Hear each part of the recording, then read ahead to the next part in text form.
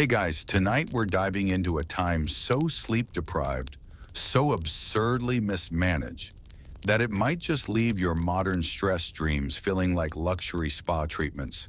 Picture this: a muddy village in the year 1432, smoke curling out of lopsided chimneys, sheep blocking half the roads, the sweet, lazy rhythm of mid-afternoon naps, all about to be shattered by one of the weirdest legal inventions in human history. Yes, we're talking about the short-lived but catastrophically real nap tax, a policy so hilariously doomed you probably won't survive it. Literally, especially not if you close your eyes around a tax inspector. So before you get comfortable, take a moment to like the video and subscribe, but only if you genuinely enjoy what I do here. Also, let me know in the comments where you're watching from and what time it is right now. Now dim the lights, maybe turn on a fan for that soft background hum, and let's ease into tonight's journey together. You wake to the faint clatter of hooves outside your crooked cottage. The morning fog hasn't even lifted yet. There's flour dust on your sleeves from breakfast bread, and your knees still ache from yesterday's sheep chase. Your eyes itch. Your body begs for just 10 more minutes. But already trouble brews. This is the year 1432 in the small but discontented parish of Lunévillers-les-Bas. It's a town famous for nothing in particular, except maybe how gloriously little gets done after midday. For as long as anyone can remember, life has followed a sacred rhythm. Wake at dawn, work until the church bells toll terce, eat whatever stew hasn't gone bad, then nap. Always nap. Because sleep isn't a luxury here, it's survival. You need it after trudging through mud fields and dealing with angry hens who somehow hold grudges. The nap, taken on a sack of barley or beside a warm oven, is the anchor of your day. And until now, no one questioned it. But change doesn't always come as thunder. Sometimes it arrives wearing shoes too shiny for your road. A stranger appears just before noon. He's tall with a chin that suggests he's been paid not to smile, and he wears a deep navy cloak with a badge none of you recognize. In one hand, a brass pocket sundial. In the other, a scroll sealed in purple wax. He doesn't introduce himself. He announces, by decree of the Crown and Council, effective immediately, the nap tax is in force. Silence. A pig snorts in the background. You assume this is a joke, or a traveling playwright, someone who drank too much thistle tea. But no, he unrolls the scroll, reads it, every word. You don't understand most of it, but the key part is this: any person caught asleep between the second and fourth bell shall owe 2 pence per instance. Additional fines apply for drooling. You scoff. So does everyone. Someone mutters that they'd rather pay a goat than this man. He simply nods and sets up a small table outside the chapel. A slate board is propped up beside him. On it, in careful chalked letters, Nap Registry Open. Do not blink too long. You laugh. Until the blacksmith's apprentice falls asleep leaning against the well, and is fined on the spot. 2 pence. Removed from his belt pouch by a clerk in a feathered hat who hadn't been there 5 minutes earlier. Where did he come from? You don't know. Things spiral fast. By nightfall, 8 people have been cited. One man insists he wasn't asleep. He was praying. The inspector sniffs and says, then pray with your eyes open next time. You gather at the tavern that evening. The mood is tense. No one touches the ale. Ale leads to yawns. Yawns are now political. A theory develops. Surely this is temporary. A traveling tax scheme, perhaps? Something to punish larger towns? But then word comes from neighboring villages. It's real, it's royal, and it's everywhere. The worst part? It's enforceable. Because now there are watchmen, men and women in blue hoods, armed with hourglasses and stern expressions, patrol fields, kitchens, and alleyways. You see one tapping a spoon against a butter churn while staring at a toddler who looks dangerously drowsy. No one is exempt, not children, not elders, not even livestock owners. Your body begins to betray you. Every time your head lolls for a second, you jolt upright in fear. Conversations become shorter. Laughter becomes rarer. Sleep, once shared like bread or gossip, is now a secret. Some try to nap standing up. That fails. One shepherd tries to nap with his eyes open. He's fined double. No one knows why. The economy shifts. Instead of wool or wheat, people trade in wakefulness. A woman begins selling bitter root tea that keeps you jittering for hours. It's horrible. It's popular. Meanwhile, the inspector's list grows. People begin to fear the sound of parchment being unrolled. The town changes. Children learn not to sit too still. Dogs bark louder on purpose. You notice neighbors blinking in perfect synchronization, so no one appears sluggish. The bell tower becomes a weapon. It rings more often. The bells no longer mark time, they mock it. And worst of all, you're tired. You've never been this tired in your life. Your soul begs for a nap. But the tax awaits, and you can't afford it. By the next morning, the town has split itself in two. Those who deny their fatigue and those who have accepted their nap fines like a second tithing. You belong for now to the former. Your dignity insists that you will not pay for something so natural, so divine, so profoundly necessary as a brief lie down after mutton stew. But the tax collectors, known locally now as the nap stewards, do not share your reverence for sleep. They're multiplying. The first one, with his brass sundial and scroll of doom, was just the beginning.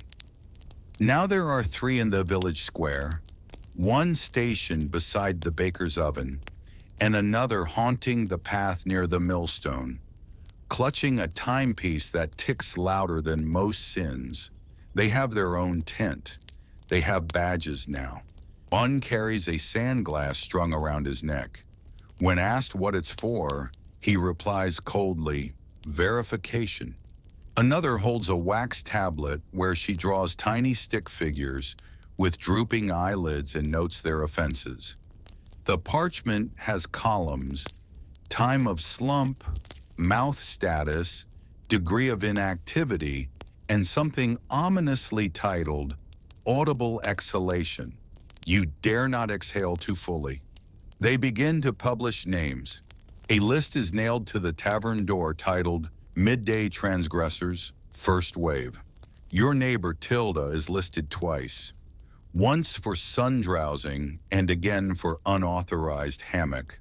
She's 57 and weaves baskets for orphans. By noon, your world has become a theatrical rehearsal of awakeness. People are walking faster, laughing louder. Entire conversations are now held while jogging in small circles. A butcher recites Latin verses to his sausages in order to keep his mind engaged. Still, the punishments keep rolling in. The nap stewards have developed what they call the Index of Dormancy.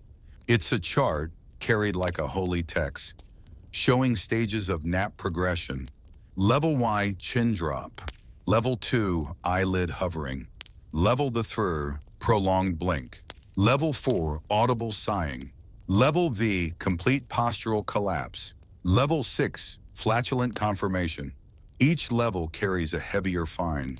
One man, a candle maker named Benoit, is fined simply for looking wistful after glancing toward a patch of grass. He weeps into his apron. A tavern server, desperate to avoid charges, begins painting fake eye-open patterns on her eyelids with crushed blueberry pigment. It works for a day until she sneezes mid-shift and smears the paint down her cheeks. The nap stewards accuse her of implied drowsiness. You try to adapt. You drink stronger tea. You chew bitter herbs. You avoid soft chairs, gentle breezes, and the sound of bees, which now trigger episodes of dangerous longing. Still, your body betrays you. One afternoon, while repairing a fence near the sheep pasture, you lean against a post, just for a second, just to stretch your back. Your eyes close. Just briefly, you hear a click, the sound of a stylus touching wax. You whip around. A nap steward stares at you expressionless, tablet in hand. "Level 2, he says. "I blinked," you protest. "No, you hovered." You plead. He offers you a reduced fine if you can answer a riddle. What has no hands, no voice, but always holds you accountable? You mutter, "The crown." He nods, impressed. Waves the second offense, but not the first. 2 pence. You hand it over. Your first nap fine. The coin feels heavier than usual, like it's covered in shame. From that moment on, you are marked. Not literally, but somehow people know. The grocer offers you the dried apples instead of the soft ones. The baker says he's out of fresh rye, though you see it right there behind him. Even the sheep seem to sigh when you walk by. You attend nap tribunal later that week as a spectator. It's held in the town square under a velvet awning. 3 nap judges sit behind a long plank of carved oak. They wear crowns of time and frown constantly. The accused is a man named Luke, a tanner who allegedly fell asleep for 7 minutes beneath a birch tree. His defense? He was meditating in the Psalms. The tribunal isn't convinced. One judge leans forward and says, "Was there snoring?" A boy in the crowd raises his hand. "There was a little whistle, maybe through his nose." "Unforgivable," the judge sighs. Luke is sentenced to public murmuring. For 1 full day, he must walk the square repeating, "I am conscious, I am conscious, I am alert and paying taxes." That night, the village feels heavier. No one naps anymore. But no one sleeps well either. And here's the thing no one wants to say out loud. The fields are suffering. Cabbages go untended. Bread is burned. Sheep wander into storage sheds and refuse to leave. The milkmaids have started writing down their dreams, just so they can feel like they've slept. A local dog named Jeff is seen dozing in the sun. A steward finds the owner. There is now a fine for proximity to napping animals. You begin to dream while you're awake. Only they're not dreams, they're episodes. Flashes of warmth and floating. Naps but upright. Micro-naps. Someone calls them blink trances. The stewards call them intentional inertial rehearsals. They tax those too. You start to see cracks. The stewards yawn when they think no one's watching. One is spotted rubbing lavender oil on his temples. Another is found napping behind a barrel, but no one says anything. Not yet. Because to survive the nap tax, you need more than willpower. You need strategy, and you're just beginning to understand how deep the pillow goes. You're no longer sure when your naps became crimes or when simple yawns began to feel like confessions whispered to the tax gods. But here you are, sore, hollow-eyed, and utterly convinced that even blinking too luxuriously might get you fined. And now the rules have expanded. The nap stewards aren't satisfied with fines. They've introduced daily inspections. You wake to a knock at the door. 3 raps, soft but official. You know that rhythm. It's a yawn patrol. You open the door to find 2 stewards, one holding a candle stub, the other a chalkboard. "Have you napped today?" one asks. It's not even dawn. That's not an answer. They check your pillow. They sniff it. One jots down lukewarm, which is somehow incriminating. The other draws a small diagram of your bedding, just in case the shape suggests illicit lounging. You pass, barely. Down the road, old Mathieu isn't so lucky. His goats tell on him. Their bleating rhythms allegedly suggest deep snoring nearby. The stewards fine him 5 pence for unlicensed slumber in the hayloft. You realize then, they're inventing detection methods. A new pamphlet circulates the village. How to spot a nap in progress. It includes half-lidded eyes classified as level 1 lethargy, still hands, prolonged breath holding, sudden lack of gossip. There's also an entire section on posture-based suspicions. Anyone reclining more than 20 degrees from vertical is flagged. So you start to adjust. You sit straighter. You nod often, even when no one's talking. You become a professional pretender of wakefulness. So does everyone. It's a performance now, acted daily in workshops, bread queues, and pastures. Someone starts a school to train children how to keep their eyes open for 7 full hours. They call it the Academy of Vigorous Eyebrows. Graduates are given pins to wear. Stewards exempt them from random checks. You consider enrolling, but you're too tired to apply. That's when the nap judges begin holding morning hearings. Anyone accused of pre-yawn conduct is brought forward. You attend one. The defendant? A woman named Eglantine, known for singing lullabies while she walks. She claims she was humming. The judges disagree. Intent, they say, is as taxable as action. Eglantine is fined 2 pence and must now wear a sash that reads, "Do not drowsify." The market shifts again. Suddenly everyone is selling tools of forced alertness. A man near the well offers cricket whistles, annoying little reeds you wear around your neck. Blow them every hour to prove you're still upright. They're hideous. They're required in some households. Another woman sells chili paste that you rub under your eyes. It burns, it works, until someone mistakes it for a rash and bans you from the bakery for aura of pestilence. Soon after, someone invents ear spoons, tiny wooden tools you use to flick your earlobes when you start to fade. They're the must-have accessory of the season. They cause scabs. They catch on hair.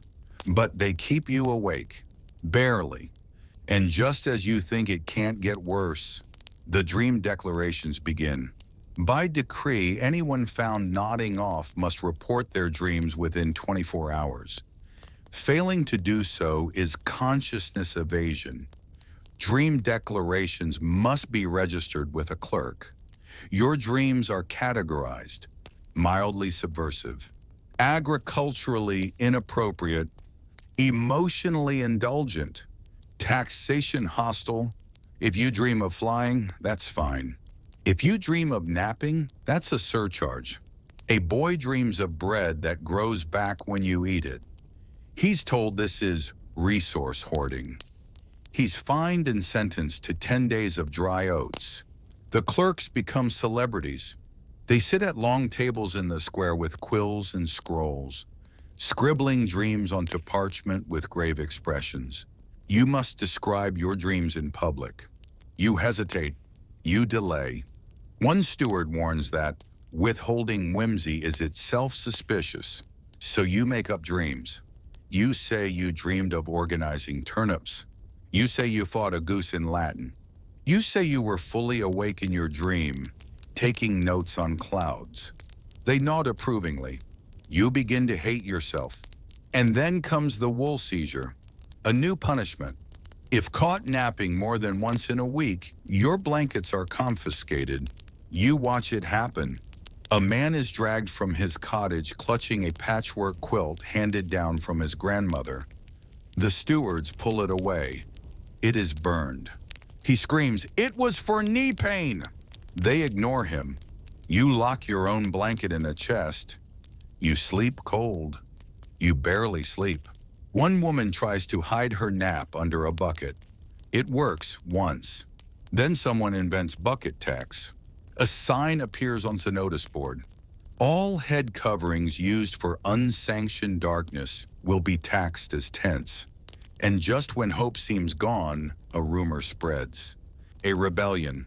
A grandmother, known for her gooseberry tarts and criminal knitting speed, has begun harboring pillow fugitives.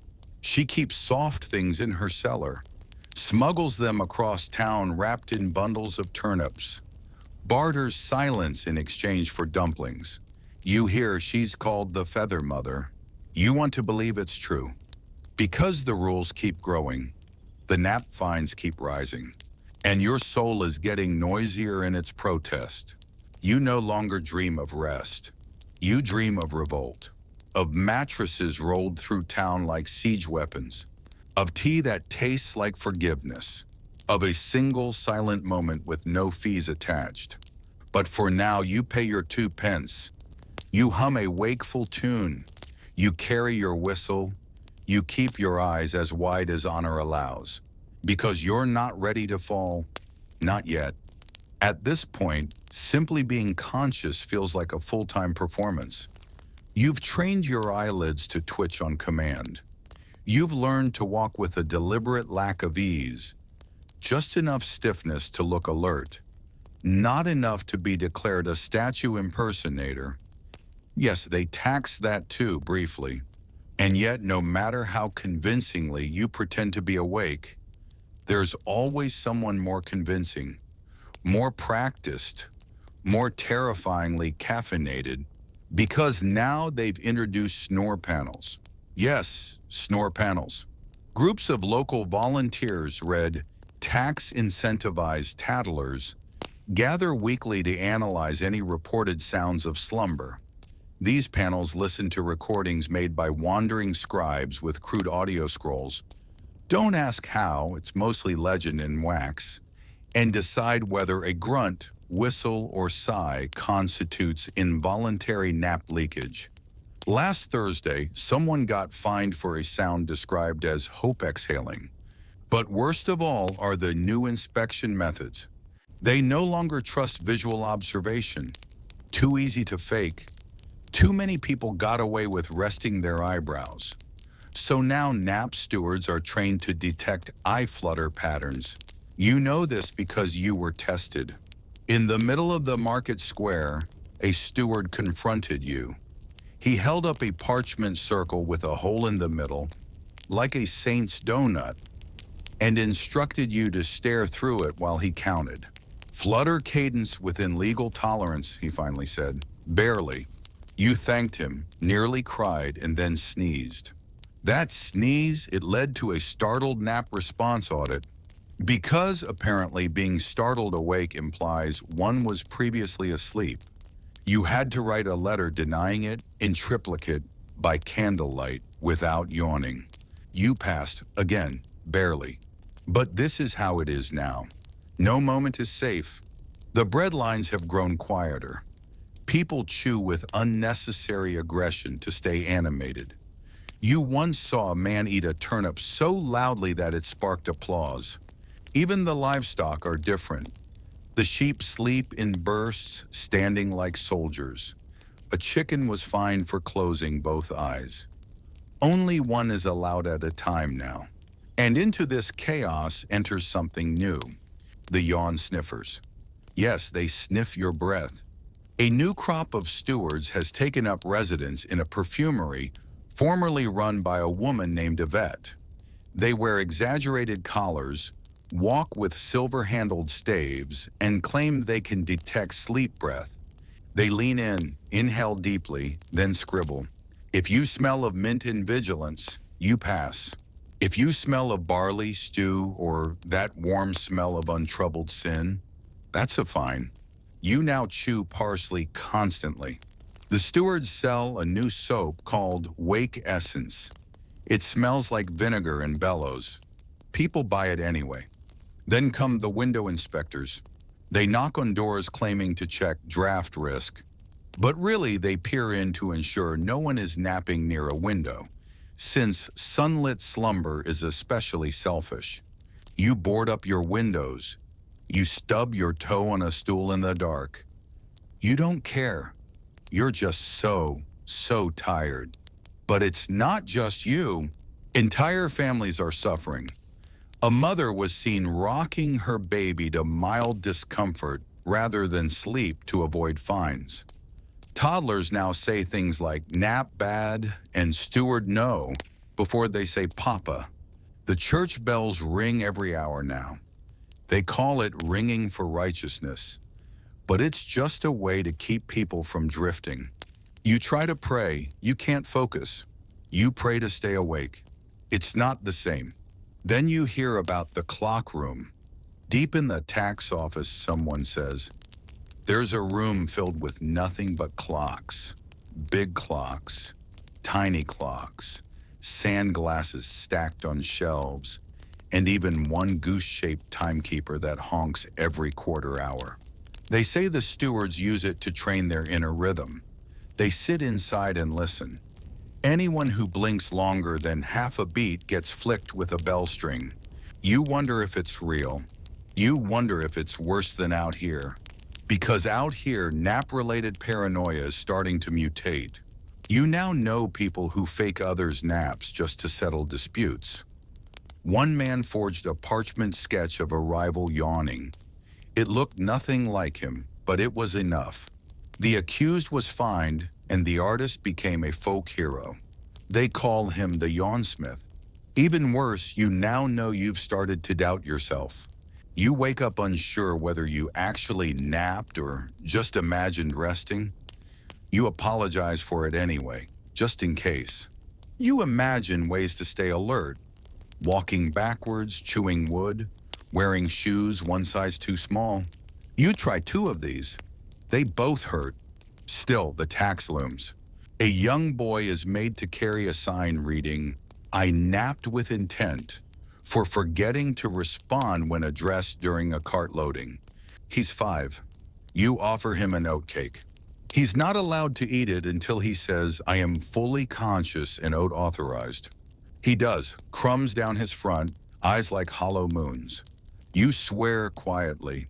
And then you see something in the square's bulletin board. A map. Crude.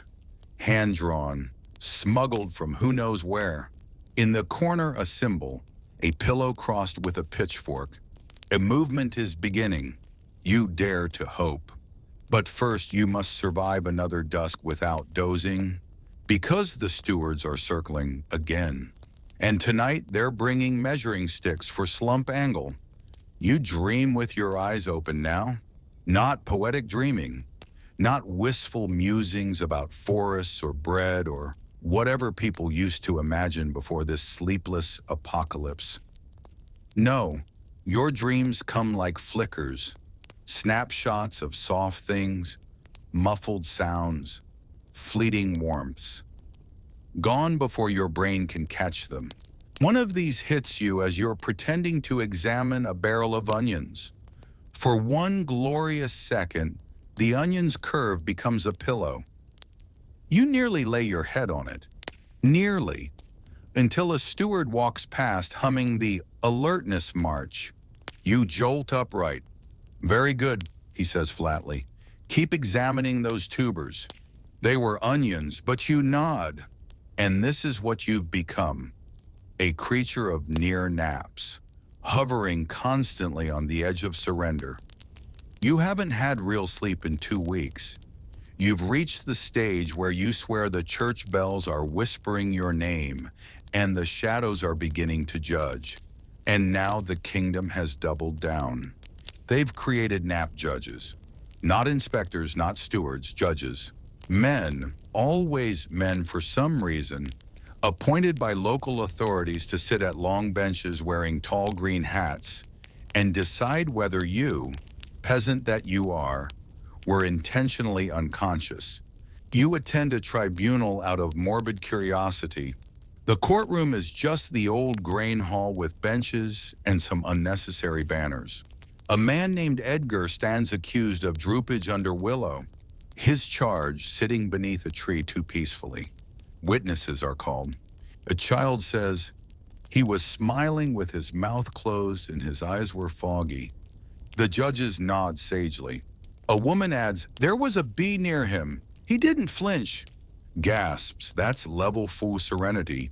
The sentence, 3 days of bell duty and forfeiture of all soft furnishings.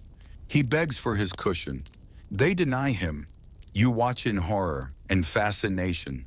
Then they call this next case. It's a shepherdess named Marta. She had the misfortune of being seen chewing slowly and blinking rhythmically while leaning on a crook. Defensive posture, says one judge. Chewing pace aligns with restful intention, says another. She claims she was composing a poem. They laugh. She's fined. Then they look around the room. Their eyes land on you. You didn't think you looked suspicious. But apparently blinking unevenly is now cause for inquiry. You're summoned. They ask your name. You offer it in a clear voice. Then one judge leans forward and says, what is your relationship with dusk? You panic. What does that mean? You don't know. So you answer, polite, professional. A pause. A beat. He nods. You're dismissed. Barely. And that's when you realize something chilling. These judges aren't here to protect wakefulness. They're here to manage power. Because sleep is now rebellion. And those who nap without permission are seen as dangerous. The logic goes like this. If you can find peace in a world designed to make you twitchy, then you're probably plotting something. Or worse, happy. And happiness without taxation? That's treason adjacent. You leave the tribunal shaken. Chapel hat meets you in the alley. She's wearing a new ribbon that says, woke on purpose. You survived, she says. Perdado barely, you mutter. They're watching you now, she adds. She hands you a small stone with a feather painted on it. What's this, you ask? She leans in. A symbol for the feather underground. You blink. You're joking. She smiles. Do I seem like I nap? Good point. Apparently there's a network, a movement. People who sleep in shifts, in rotations, underground, in barns, in locked bread ovens. That's true. One man spent 3 nights in a cooled oven and called it the softest sleep of his life. These people exchange coded phrases in marketplaces. Have you seen the lamb? Means I have a spare blanket. The flower's too warm. Means a nap spot is being watched. I baked at dawn. Means I napped at noon and got away with it. You start noticing the signs. A yawn followed by a cough means I'm near collapse. Someone whistling in a minor key is asking to trade vigilance. They say the feather underground has maps, routes through haylofts, cellars, trapdoors in church towers. They say some have made it all the way to the coast where, allegedly, you can nap on boats. Because sea naps untaxable, you're not brave enough to ask if that's true. But you believe it, and suddenly every steward, every judge, every ringing bell becomes more than a nuisance. They become an enemy of your humanity. Because at this point, you'd sell your left boot for 6 minutes with your eyes closed and no penalties attached. You hear about someone who did. He walked funny for weeks, but the smile never left his face. And then it happens. Your own tribunal notice, folded, pressed, slipped into your door lintel, stamped with wax, summoned suspicion of pre-slump. You stare at it. Your fingers tremble. Because now it's your turn to stand before the green-hatted men, to defend the sacred twitch of your eyelid, to explain why you leaned against a tree and breathed too slowly, to prove that you were merely tired and not a criminal. You clutch the feather stone tighter. You breathe. And for a moment, you imagine what would happen if you just fell asleep right now, right here in the middle of the square, in full daylight, without permission, without fear. Would the sky collapse? Would the bells explode? Would they finally understand? But no, you blink it away. You nod at the nearest steward, and you walk toward your hearing, alert, afraid, and more awake than you've ever been. You enter the tribunal hall with your shoulders too high, your eyes too wide, and your heart doing the frantic little tap dance that means either terror or you've had too much chicory root again. The nap judges sit like lumps of stone, each in a tall back chair carved with symbols of alertness. Open eyes, sunbursts, geese mid-squawk. Their hats are taller than you remember. Their beards are worse. One judge gestures for you to step forward. State your name and your last known position of full verticality. You blink. Full verticality? He narrows his eyes. Were you standing or reclined when the incident occurred? Standing, I was leaning. Leaning is reclining's slippery cousin. The other judges murmur. One writes something on a scroll with aggressive quill scratching. You wonder if they ever nap. Deep down, you know they do. Just not here.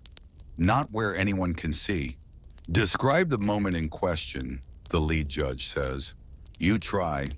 I was by the barley cart. I paused. I looked up. The clouds were particularly large. Clouds are notorious enablers, he says. You begin to protest, but he holds up a hand. And what happened next? I may have sighed. I did sigh. And your eyelids? Still attached. He doesn't smile. Were they? And here he leans forward, voice low and reverent. Lowered. You hesitate. That hesitation, the middle judge says, confirms everything. And just like that, it's decided. You are guilty of intentional lingerment with facial dissent, a mid-grade offense. Standard penalty, says the clerk, is 1 week's worth of dream declarations and a blanket reduction order. You blink. What's a blanket reduction? You're only allowed 50% of your current betting, he says. You may cut it or share it, but you may not double layer. You nod, slowly, because if you don't nod, you might cry, or nap, or both. But that's not the worst part. The judge leans back. You are also assigned a dream warden. You pale. Dream wardens are the newest invention in sleep control.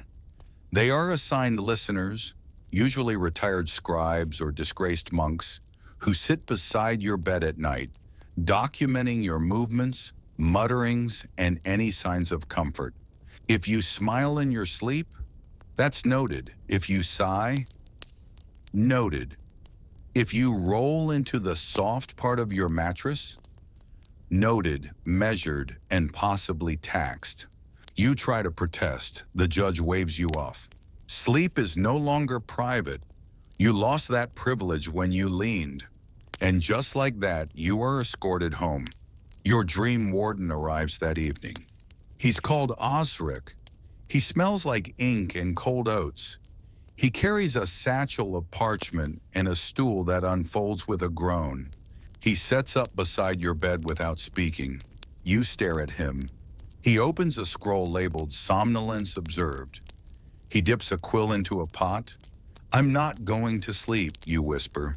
Doesn't matter, he replies. You lie down anyway. Try to pretend it's normal. Try not to breathe too deeply. He writes something. Already.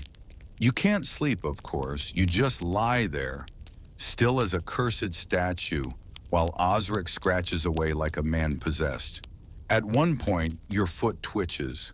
He sighs like a disappointed librarian and mutters, toe flirtation with unconsciousness. You consider punching him. You don't. By morning, he hands you a copy of your dream report. It includes the phrases, face slackened at 2:43 a.m., possible phantom chewing at 3:10 a.m., resisted slumber but with a defeated aura. You sign it because you have to. Your dreams are now municipal property. You see neighbors dragging their half blankets down the lane.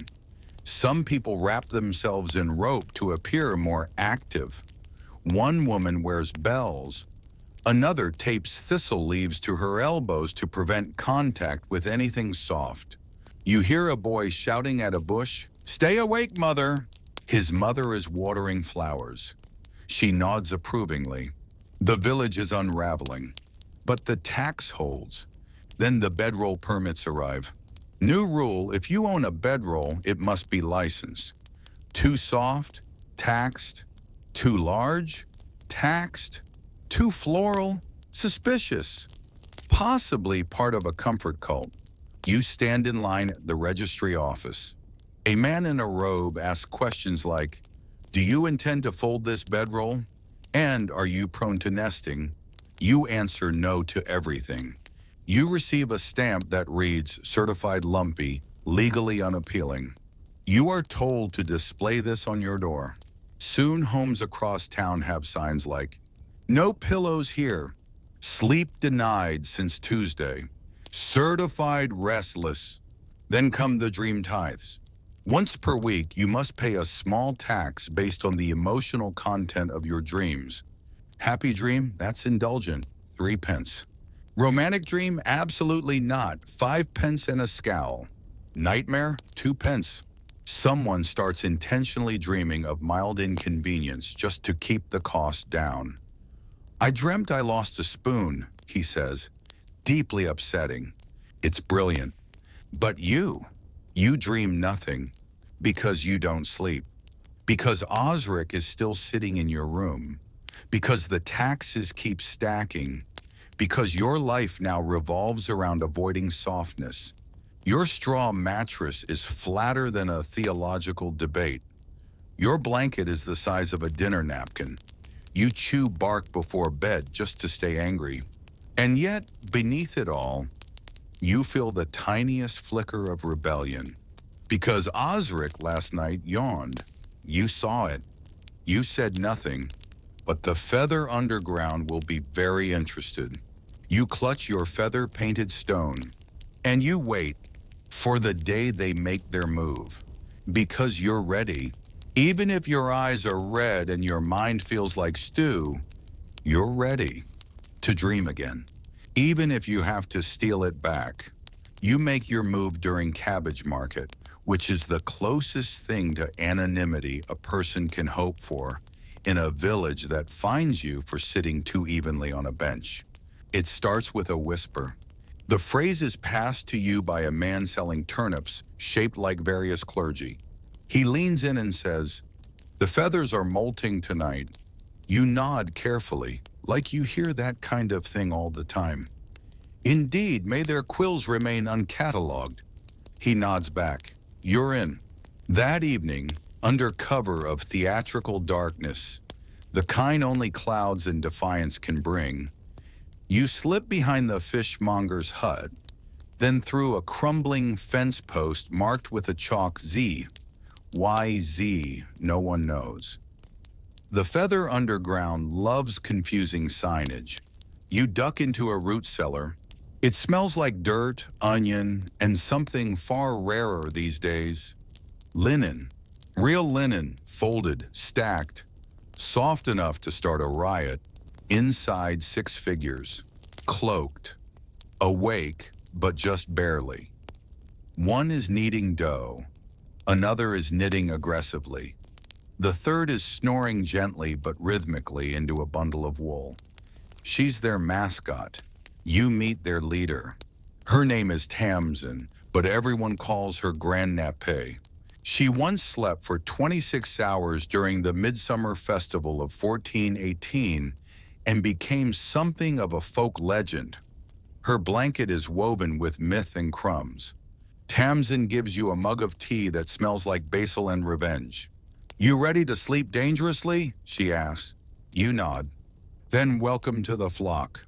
They hand you your kit, a feather pin for signaling, a square of blackout cloth for stealth naps, a yawn ledger to falsify your wakefulness, a string of dried beans to scatter on floors so no one can nap unnoticed, safety first. The plan is simple. You'll help smuggle contraband pillows from the abbey, where monks still nap secretly, citing divine permission, into the homes of the nap-deprived. You'll distribute dream scrolls, tiny papers with nap-affirming messages like "Even saints sleep" or "If your eyes close, your heart opens." You'll also guard the pillow route. It winds through hedgerows, past a ruined mill, under the bridge where a goose named Etienne stands watch. Etienne was trained to honk only if he sees blue hats. You meet him. He stares into your soul, approves. That night, you run your first mission. You carry 3 bundles wrapped in waxed cloth. Inside, 1 soft pillow, a sachet of lavender, and a forged blanket permit, grade C frayed edges, for medicinal use only. You deliver them to Widow Perrin. She cries, not loudly, just a soft thank you, as she sinks into her chair for the first nap she's dared take in weeks. You leave an oat cake by the door and vanish into the hedgerow. You're changed. There's no going back. In the following days, you become known as the drowsy courier. You smuggle blankets in baskets of bread. You tuck dream scrolls into cabbage heads. You once hide a feather in a tax form. No one finds it. You begin recruiting. People who have never rebelled before. Shoemakers, flute players. One very angry goat herder join you. They whisper things like, "I miss pillows," and "I dreamed of cheese." They are ready. Then disaster. A steward intercepts a nap scroll. They raid a cellar. 3 members are fined. 1 is sentenced to mandatory bell ringing with no gloves. And you're now wanted. Your name is on the board. Person of interest, subject to excessive blinking and lavish blanket allegations. You lie low, but Chapel Hat finds you. She's wearing a disguise, no hat, just a scarf shaped like 2 ducks kissing. It's extremely suspicious. She whispers, "There's going to be a vote." "A what?" "The Crown's going to hear a petition to abolish the nap tax." You blink. "I thought petitions were illegal." She shrugs. So is Joy. Turns out, a rogue cleric in the north, Father Ambrose the Drowsy, has rallied dozens of towns, each submitting official documents arguing that forced wakefulness has increased accidents, decreased productivity, caused 72% more tripping over buckets, led to what one farmer called emotional hay. And the best part? The Crown has to listen. It's a weird rule written during a time when petitions were carried by trained pigeons, and everything seemed like a good idea. The hearing will be public. You're going. You won't be allowed to speak, of course, but Grand Nappe has a plan.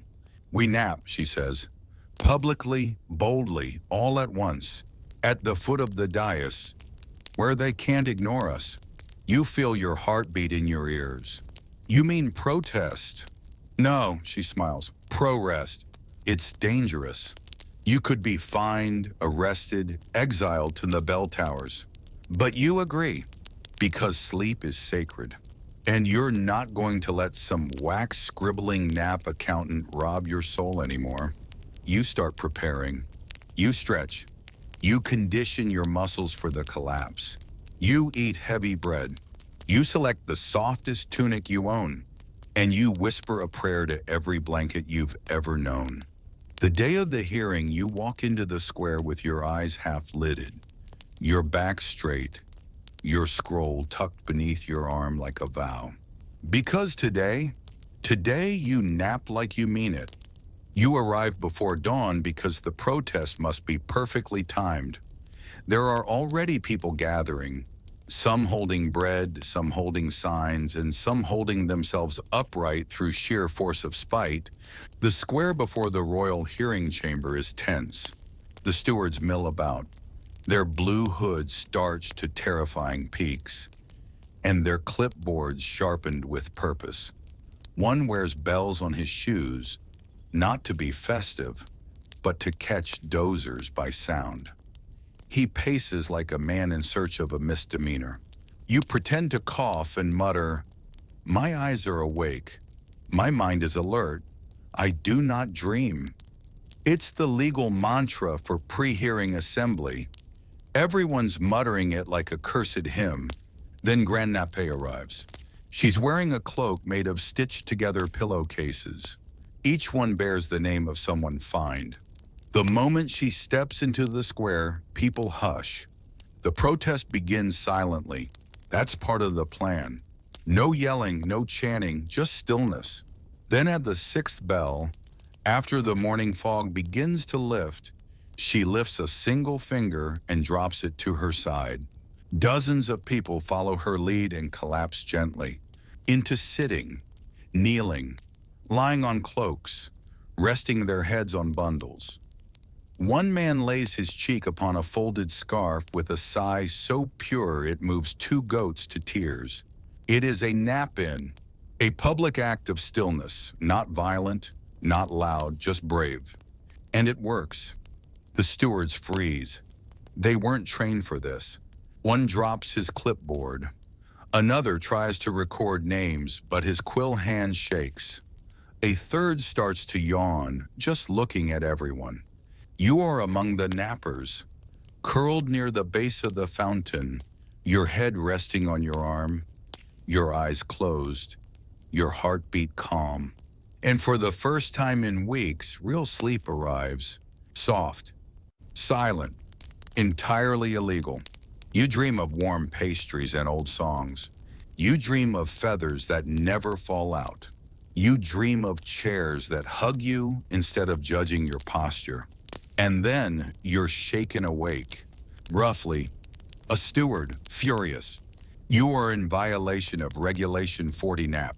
You smile, because he's too late. You already slept. You get dragged upright, of course.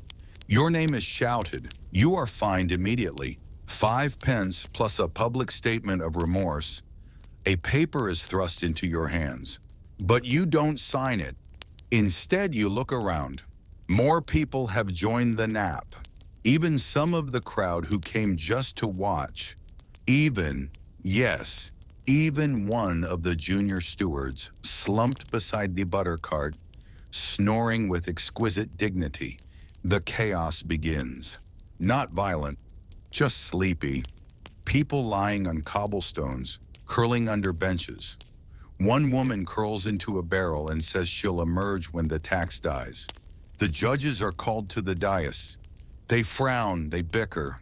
One rubs his eyes. A scroll is produced, the petition. It's long. Over 140 villages represented. Dozens of complaints. One drawing of a sheep with sunglasses. Father Ambrose reads the first page aloud. He is old, pale, smiling with the patience of a saint and the eyes of someone who naps in cloisters daily. Your Excellency, he says, we request mercy and mattresses. Someone claps. The head judge glares. Then from the side of the dais, a sound. Thunk, followed by another. Thunk, thunk. It's the sound of boots falling over. A nap judge, middle-aged, red-faced, known for fining children for blinking, is slumped forward on his scroll, fully asleep. The square gasps, then laughter. Even the goats chuckle. The other judges try to revive him. But he's out, absolutely gone. The man is halfway to dreamland and holding tight. Father Ambrose blesses him. This is a sign, he says. The crowd erupts. Not in noise, but in applause muffled by cloaks. And then the Queen's herald steps forward. No one expected her to be there. She's standing at the edge of the balcony, arms crossed, looking down with an expression that says, "Again? Really?" She leans in, says one word, "Enough." The square falls still. She continues, "We cannot tax nature." Someone coughs, another claps. She holds up a hand. "We cannot find dreams. We cannot measure peace. And most importantly," she says, We cannot enforce laws we ourselves do not follow. She turns, walks away. That's it. No royal decree, no proclamation carved into marble. Just one word. But it's enough. The crowd breaks into whispered celebration. No trumpets, no banners, just quiet joy. Stewards pack up their tools. The clipboard of judgment is snapped in half by a boy named Emil. The authorized blanket registry is burned. The flames smell like justice and sheep. Grand Nappy hugs you, then falls asleep standing up. You prop her against a barrel. Chapel Hat appears beside you. Her hat is now a soft bonnet. She grins. You were good, she says. You saw me nap? Twice, she winks. Osric the Dream Warden shuffles by with no clipboard. He nods at you. I dreamt of soup, he says. It was magnificent. You laugh, for real. You return home to your full blanket. You sleep that night with no fear. No steward, no fine, just dreams. In the weeks following the fall of the Nap tax, the village becomes almost unrecognizably rested. Not immediately, of course. You don't heal from collective sleep trauma in a day, but slowly, wonderfully, it begins. People nap again, publicly, proudly. There's even a designated nap garden in the village square now, lined with lavender and soft moss, patrolled not by stewards but by geese trained to honk only when someone brings a lute. Children curl up beside bread ovens. Old men nap on benches without being accused of heresy. Even the sheep look more satisfied with life. You wake one morning to birdsong and the realization that no one is judging your pillow. You let your head sink back into it like a victorious general retiring to his pastry empire. You sleep for another hour and no one finds you. It's the start of a new era, but like all post-conflict periods, the paperwork remains. Someone has to undo all those fines, adjust the dream ledgers, unseal the blanket confiscation vault. A tribunal is called. This time it's celebratory. They call it the pardon picnic. Tables are set out across the square. Bread, soup, cheese, soft pears. Everyone's encouraged to recline slightly while eating. Some citizens recline fully and are spoon-fed porridge by sympathetic neighbors. You arrive late wearing your feather underground pin openly for the first time. Chapel Hat greets you. Her hat is now a floppy sunshade with stitched lettering that reads Nap Pride. She looks younger, less like a hat and more like a person. Grand Nappe is there too, seated in a chair so comfortable it requires a minor pulley system to exit. She's already dozed off mid-biscuit. You walk past the burn pile, a gentle fire consuming the last of the confiscated Nap tax documents. People take turns tossing in scrolls. One man ceremoniously feeds the original snore fine scale into the flames with a grin. Someone plays a lute, not annoyingly. There are speeches. Father Ambrose reads a psalm about sleep, then adds his own verse, something about divine dreams and unmeasured sighs. The mayor declares a new village motto, let us lie down without fear or forms. It's embroidered onto banners, napkins, even one cow. But beneath the joy, something lingers. Because not everyone is happy. A few former stewards mutter about the collapse of order. One insists naps make people too powerful. Another starts a newsletter called Eternal Vigilance Monthly. It does not take off. The nap judges are gone. Their green hats are now used to line goose nests.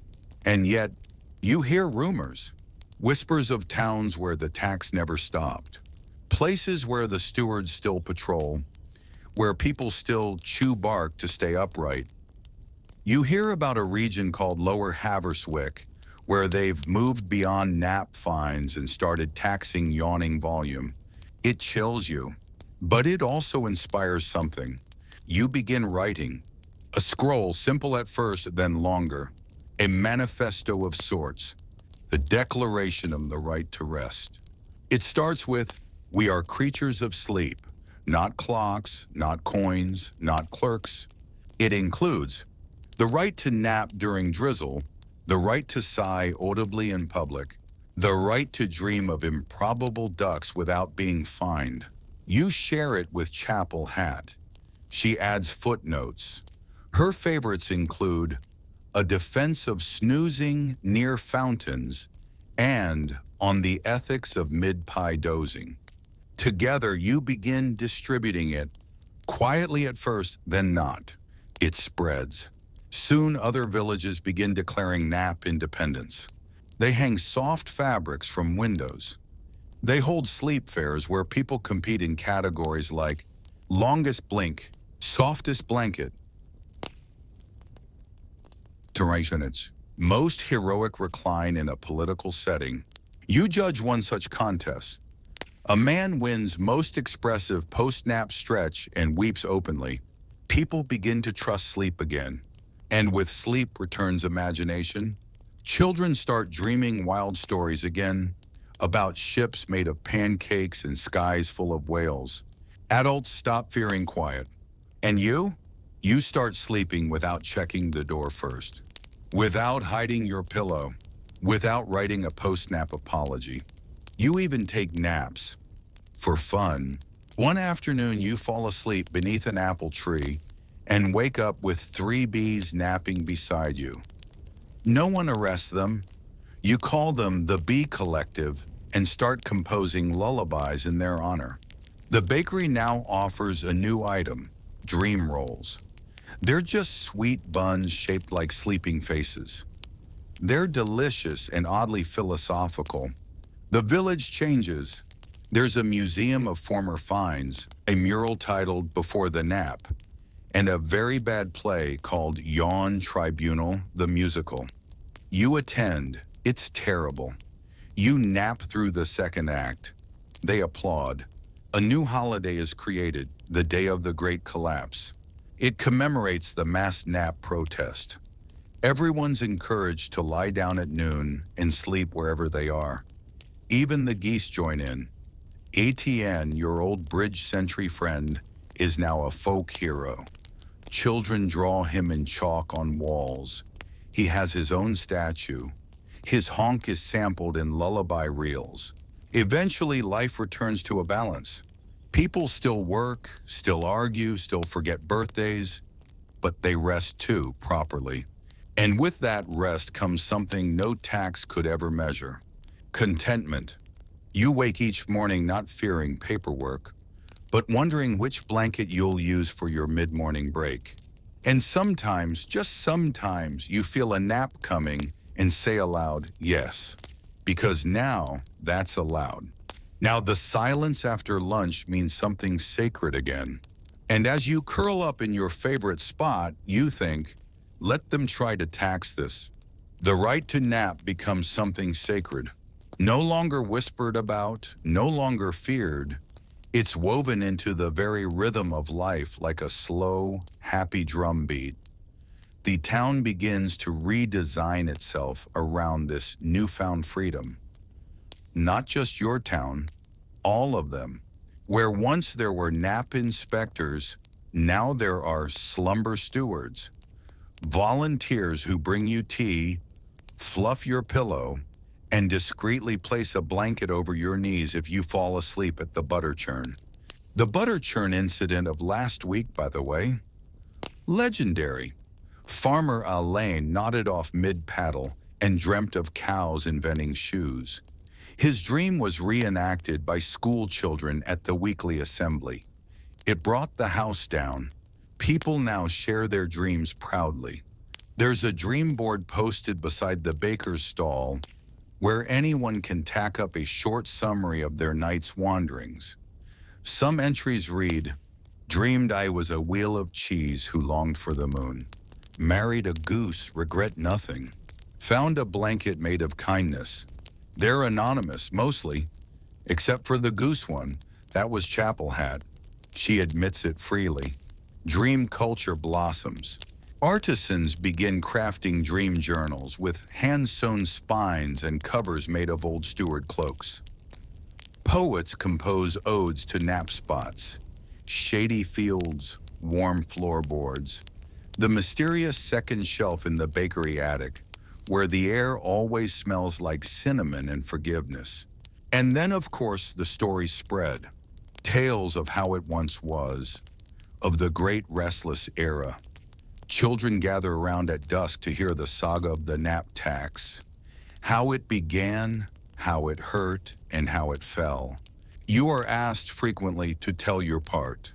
You always begin the same way. I once leaned against a barley cart and never looked back. Sometimes you embellish. Add a few stewards tripping over blankets. Maybe an overly dramatic judge who burst into tears during your tribunal hearing. No one minds. This is oral tradition, not census work. The villagers begin holding nap fairs. These aren't sleepy events. They're grand celebrations of peaceful dozing. Events include the pillow toss, blanket folding speed rounds, competitive softest sighs, public nap sculptures, life-size depictions of famous naps carved from bread dough and dried flowers. At the center of each fair is the nap dome, a circular tent filled with cushions, incense, and quiet flutes where people can nap communally. No shoes allowed. You enter, lie down, and come out reborn, or at least marginally less cranky. The dome becomes so popular, visiting towns start to build their own. There are rumors of a traveling nap circus. You haven't seen it yet, but people speak of a strong man who sleeps on anvils and a tightrope walker who dozes mid-stride. The jugglers only juggle soft things. Slippers, pillows, dried lavender bunches. Back in your town, the school curriculum changes. Children are now taught nap ethics. Lessons include how to politely excuse yourself for a restorative lie-down, the history of sleep repression, recognizing the early signs of nap deprivation in goats and uncles. Nap recess becomes a daily occurrence. Small hammocks are installed between apple trees. One boy invents pocket blankets and becomes a regional hero. The economy shifts. Former steward uniforms are repurposed into weighted capes. They are surprisingly stylish. You see nobles wearing them in court, claiming it helps them feel less judgmental. Pillow makers are now artisans. Some use goose down, others use recycled tribunal paperwork. You own one of each. One makes you giggle in your sleep. The other makes you dream in Latin. Etienne the goose receives a medal. It's gold, the size of a cabbage leaf, engraved with the words, "He who honked for freedom." He accepts it without honking, the highest compliment. And then one morning a stranger arrives. Not a steward, not a merchant, just a traveler. They wear a faded cloak and ask gently, "Is this where it's safe to sleep?" You nod. You give them a roll, a mug of warm cider, and point them toward the nap garden. They doze by the rosemary. And suddenly you understand. It was never about the tax. It was about permission, about reclaiming something no law should ever touch. The right to pause, to rest, to dream. You write a letter, to no one in particular. You title it, "To Future Dreamers." In it you write, "Let them measure crops, let them count coins, but let them never again think they can own your yawn. Let your eyes close when they must, and not a moment later. Let sleep come like an old friend, not a trespasser. And if they come again, with scrolls and rules and measuring rods, don't fight them with swords, fight them with pillows." You seal it with wax and tuck it into your dream journal. That night, you fall asleep in your chair, mid-sentence, mid-sip of peppermint tea. And no one wakes you, because here in this post-tax world, that would be the real crime. There's a strange calm in your chest now. like your soul has finally exhaled after holding its breath for far too long. No one's policing your posture anymore. The streets are quieter in a good way, not fearful, just hushed, like the world has learned to nap without guilt. And then the letters begin arriving. From distant towns far beyond your valley, scrolls sealed with twine, marked with feathers, or simply signed "From one who sleeps." They speak of places where nap taxes still exist, where stewards still prowl and judges still inspect neck angles, where babies are taught to blink rhythmically so they don't get fined, and dogs are punished for dozing in shade. You read these letters by candlelight. You weep over some, and then you meet with Chapel Hat. Her hat has evolved once again. Now it's floppy, layered in quilt scraps, with one tiny stitched goose perched at the top like a lookout. She doesn't smile this time. "It's spreading," she says. You nod, and we know what that means. You gather the flock. Gran Nape emerges from her portable chaise. She's been teaching seminars in advanced restorative lounging. She nods slowly when you explain. Or worse, we bring the dreams to them. That night, a council is formed, the Sleeper's Envoy. No formal structure, no oaths. Just a group of tired, brave souls ready to travel across the realm and teach others how to nap boldly, legally, and joyfully. You volunteer. Of course you do. You pack lightly. One blanket folded with hope. One dream scroll blank for fresh inspiration. A pouch of oatcakes, your original Feather Underground token, now burnished smooth from worry thumbing. You travel for days. Some towns welcome you immediately. Others are suspicious. In one village, a boy shouts, "Steward!" when he sees your closed eyes. You have to explain you're just savoring a fig. He doesn't believe you. But in time, you tell your story. The hearings, the Feather Underground, the nap-in.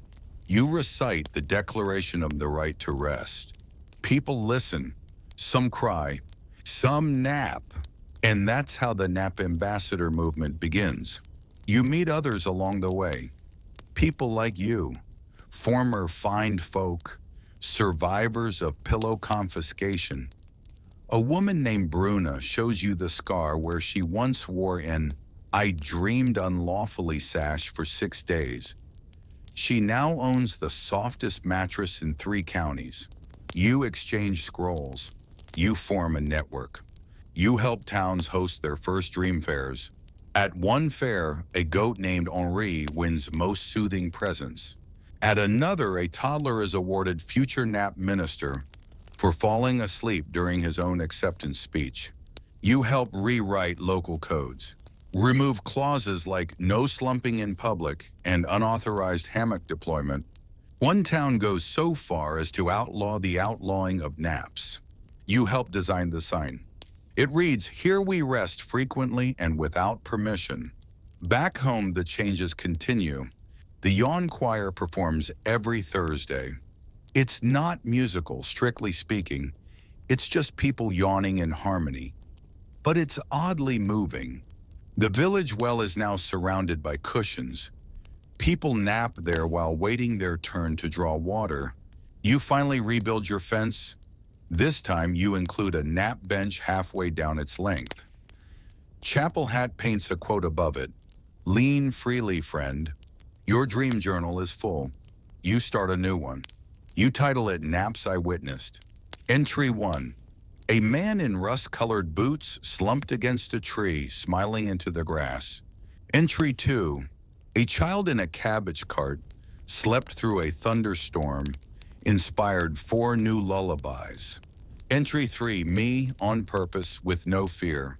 The Queen, yes, the same one who ended the tax with one word, hosts a royal repose gala. You're invited. You wear your finest tunic, freshly wrinkled. You arrive to find velvet floors, tea and goblets, and musicians playing instruments that sound like sighs. The Queen greets you personally. She says, "We should have listened sooner." You reply, "You said enough." She raises a mug of warm milk. To silence. You toast. After dessert, which is a small cake shaped like a yawning fox, guests are invited to recline wherever they please. Some doze in windowsills. Some curl up under tables. One nobleman crawls inside a decorative tapestry and declares it emotionally resonant. You sleep in the Queen's library, on a rug, with your head on a book titled On the Dignity of Slowness. You dream of nothing, and that somehow is everything.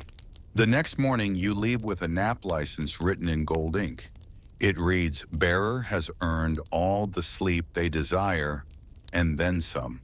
You frame it, hang it above your bed, which, now that you think about it, might need more pillows. So you begin crafting one yourself. Goose down, lavender sprigs, stitched seams of recycled tribunal papers. You embroider a line into one corner. For the nap you never had and the one you still will. You lay your head down and smile, because no one, not kings, not clerks, not clipboard-wielding lunatics, can stop you now. Not long after your return from the Repose Gala, something curious happens. A letter arrives, delivered by pigeon. Not just any pigeon, a nap pigeon. You can tell by the little eye mask stitched into its carrier bag and the subtle scent of chamomile trailing behind it. You unroll the scroll. It's from the Monastery of Saint Stillness. They've heard of your deeds. They wish to consult. You've never been summoned by monks before, not in an official capacity. You expect something grand, a council of wool-robed elders, incense burning, perhaps a chant or two in Latinized snoring. Instead, you're welcomed by Brother Elian, a man who looks like a friendly loaf of bread in human form. He leads you through cool stone halls where monks glide like drifting tea leaves. They speak softly. They pause often. The place smells like parchment and serenity. He brings you to a round room filled with floor pillows, honeyed biscuits, and one very curious artifact, the Book of Approved Slumber. It's huge, bound in velvet, laced with gold thread. Brother Elian gestures reverently. "This is our archive of sacred sleep." You nod, unsure if you're allowed to touch it. Inside are illuminated pages showing saints napping beside wells, prophets dreaming in hay, apostles curled under fig trees. You see a drawing of someone labeled Saint Drowsius the Evenly Blanketed. He's smiling in his sleep, surrounded by sheep knitting. "These were our heroes," Brother Elian says. "Once, before the crown twisted peace into penalty." He pours you a cup of something that smells like forgiveness. "We want your help restoring the doctrine." You blink. "Doctrine?" "Yes," he says solemnly. "Sleep as a sacrament." You nearly spit your tea. They're serious. The monks believe the soul communes most clearly with the divine in moments of rest. They show you ancient scrolls, dream maps, hymns written in yawns, liturgical nap patterns. There's even a theological sleep wheel, a chart aligning the faces of the moon with ideal reclining angles. But their doctrine is fragmented. Much was lost during the Nap Inquisition of 1314, an era when people were punished for dream interpretation without clerical supervision. They want to revive it. They want your help. You don't know what to say. You're just a former tax fugitive with a well-worn blanket and a knack for staying horizontal. But they insist. So you stay. For a few weeks, you attend their restorative reflection rituals, basically scheduled naps with chanting. You study the Sermon of the Sleepy Psalmist, a text believed to have been written mid-drowse. You participate in lucid confession, a practice where monks recount their most embarrassing dreams and laugh together before dozing off in hammocks. And something unexpected happens. You find a deeper peace than even the repose gala had offered. Because here, sleep isn't resistance anymore. It's reverence. You begin to write, not just manifestos, but hymns, gentle songs about soft pillows, quiet winds, the space between one breath and the next. You compose a lullaby called Let Thy Eyes Be Heavy, O Lord. The monks sing it every third evening now. You're honored, but soon you begin to feel the call to leave again. Not out of restlessness, but purpose. Your nap journey isn't over. Because while villages celebrate and monks reflect, there are still places, quiet corners of the realm, where people sleep in shame. And so you say your goodbyes. Brother Elian gives you a traveling stole embroidered with stars and geese. Wear it when you sleep under strange skies, he says. The monks all bow. You bow lower, they smile. You walk away lighter than ever before. Your first stop is a city where people sleep standing up. Out of fear of censure, you teach them how to recline responsibly, then to nap proudly, then to nap together. It spreads. The movement is no longer just yours. There are now dozens of nap messengers. Some travel by cart, some on foot. One rides a donkey that snores with every step. You hear reports. A village converted its stocks into sleeping pods. A town holds an annual yawn parade with feather confetti. A former nap steward starts a sleep-in advice column titled, The Feathered Truth. The world is changing, and everywhere you go, people recognize you. Not by your name, few know that, but by your posture. The confident lean of someone who is unafraid of slumping. You become a symbol. Children wear tunics with your silhouette stitched on the back. Artists carve your likeness into soapstone nap altars. You're invited to be the guest of honor at the first official snore symposium. It's mostly quiet, very well attended. You deliver a speech called The Power of Pause. It ends with a 10-minute communal doze. Everyone agrees it's the best closing act they've ever seen. And through it all, you keep napping. Not recklessly, not defiantly, just freely. Because sleep isn't your enemy anymore. It's not a liability. It's not taxed, tracked, or interpreted as weakness. It's what it always should have been. A return to yourself. You find yourself in a town called Driftwood, nestled between two lazy rivers and three even lazier goats. They've heard of the movement, of course. Everyone has. But here, things are different. They don't ban sleep. They just pretend it's never needed. No fines, no stewards, but also no naps. People here brag about how little they sleep. They hold woke fairs. Their baker has a sign above her door that reads, Bread never rests, neither should you. The town motto, Rest is rust. You wince.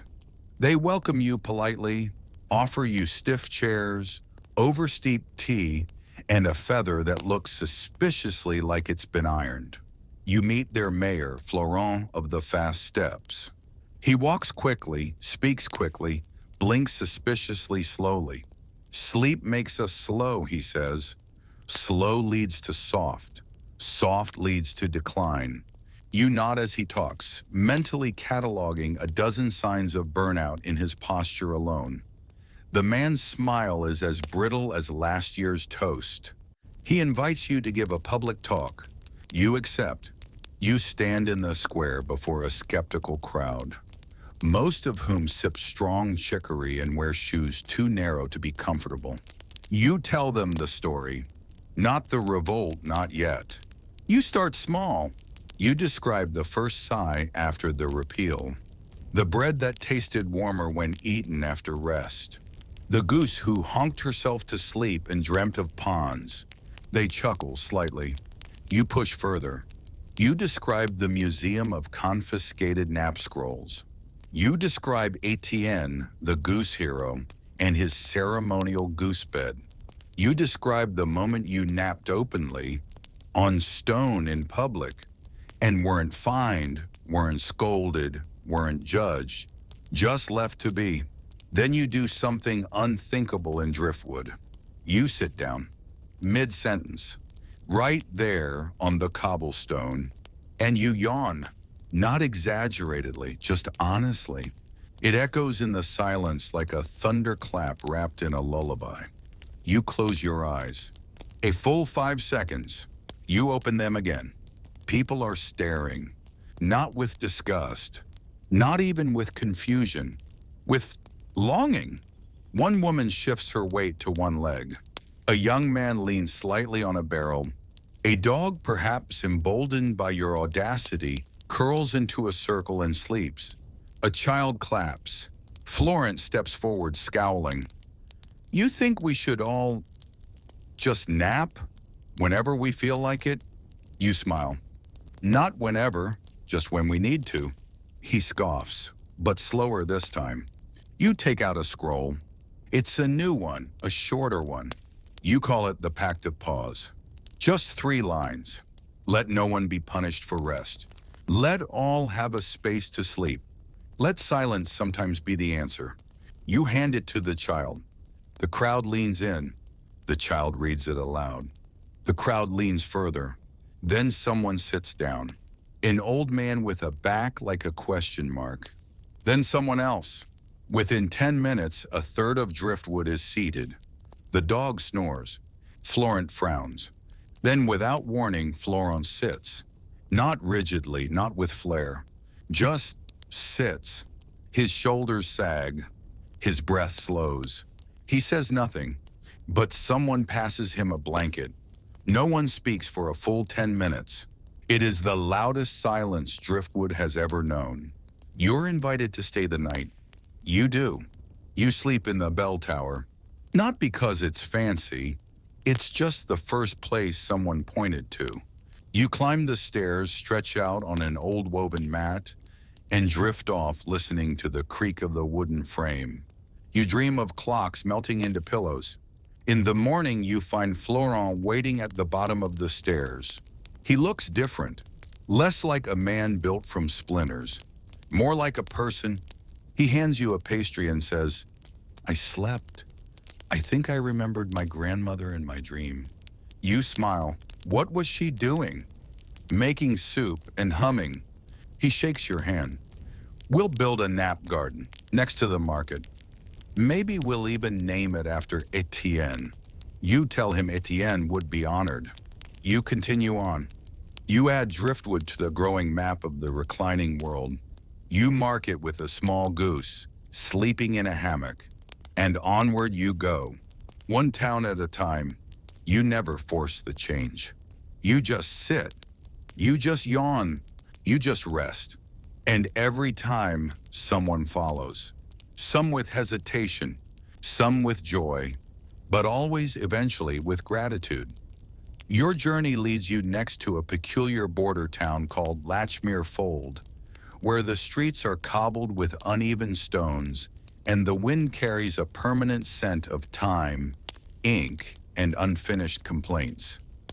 Here they never had a nap tax, not officially, but what they did have was something worse. Expectations. Latchmere Fold prided itself on its awake excellence. They didn't fine you for napping, no, they just stopped inviting you to things. You heard whispers before arriving about the Wakeful 10, a social club whose members were selected for their ability to attend every event, feast, and sermon without once blinking too slowly. They were feted, gifted, and held up as paragons of endurance society. Those who slept, ignored, omitted from guest lists, denied pie. You arrive wearing your traveling cloak, your eyes pleasantly heavy, your steps deliberate and slow. You are greeted politely, but with tight smiles.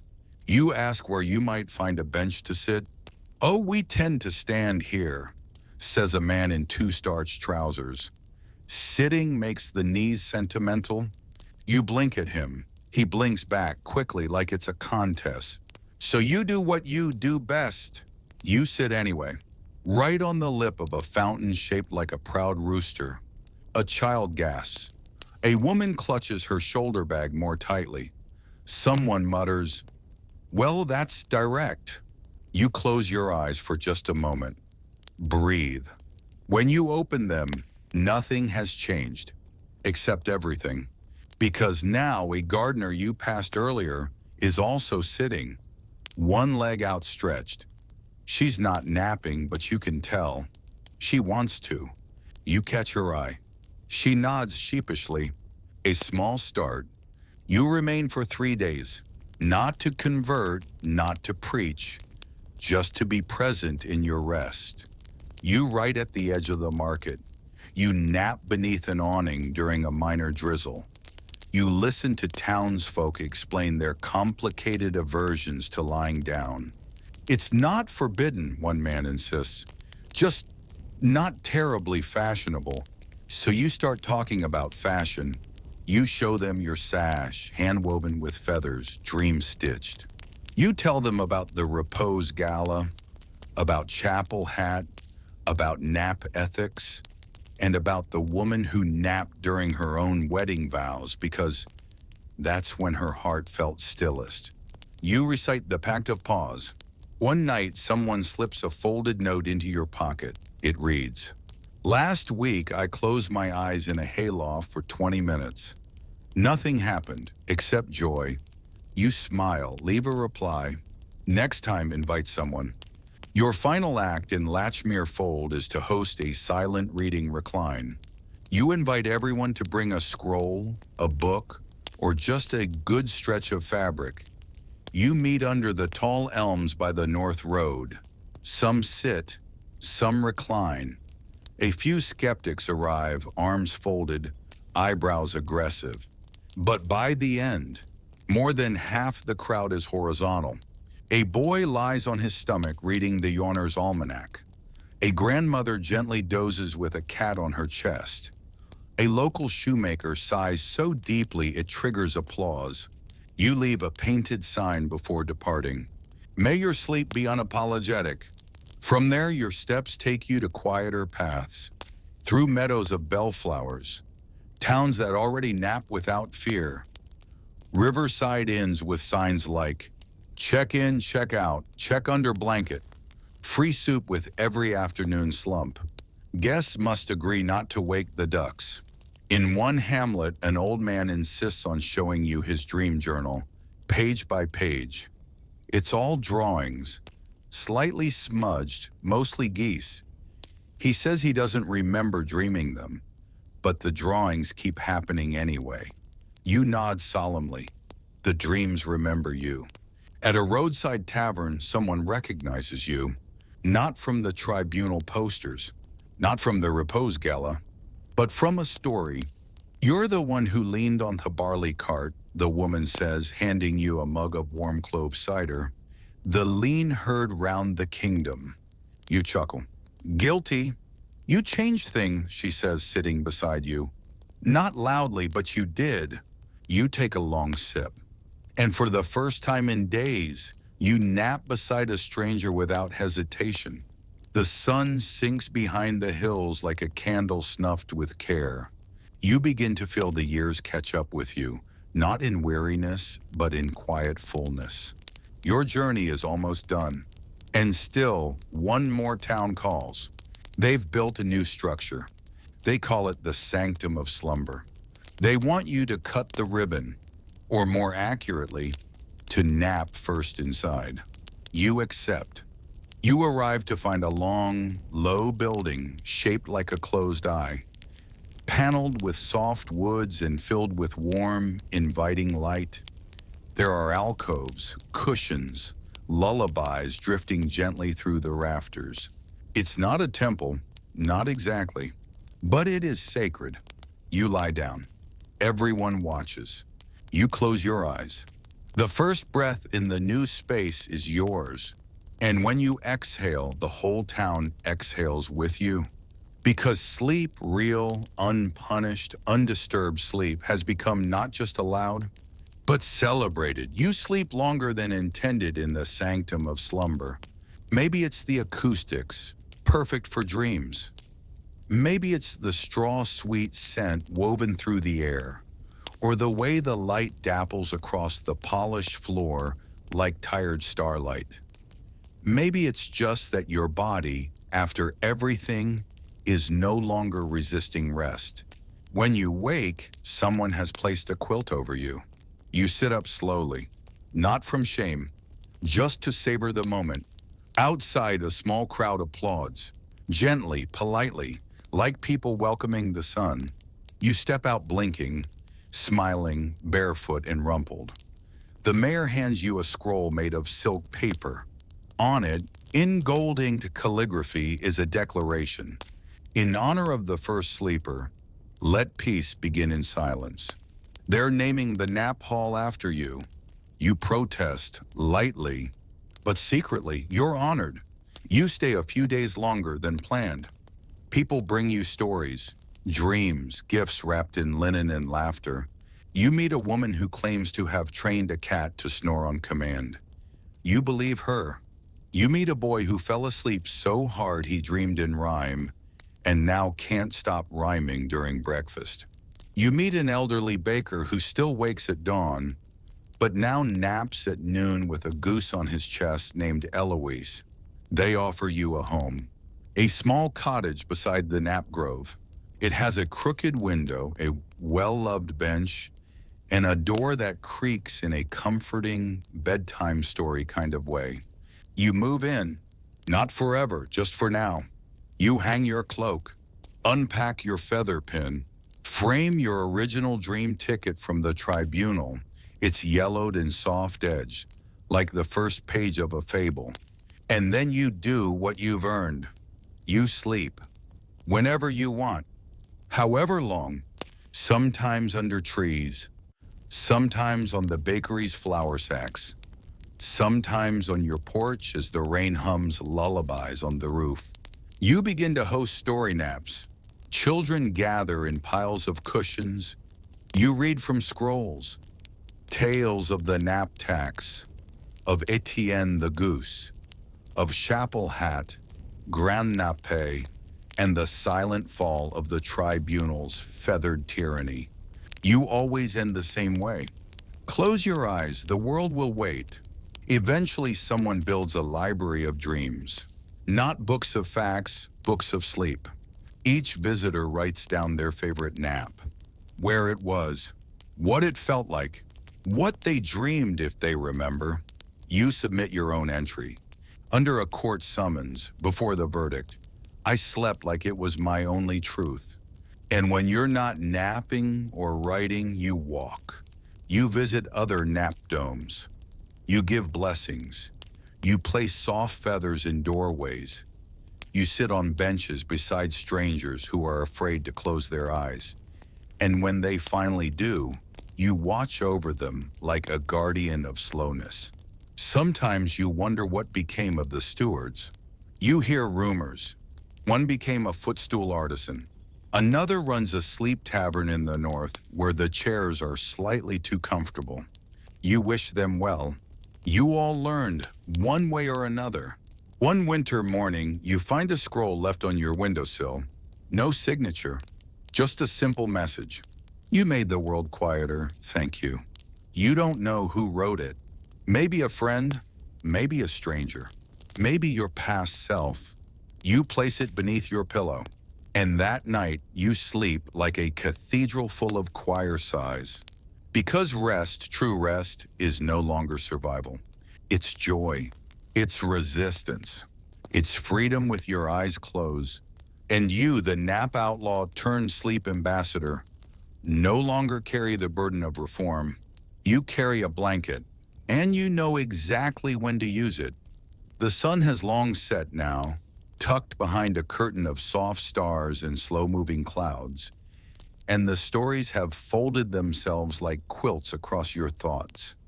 You don't need to remember every name, every town, every ridiculous decree about blanket dimensions or snore rhythms.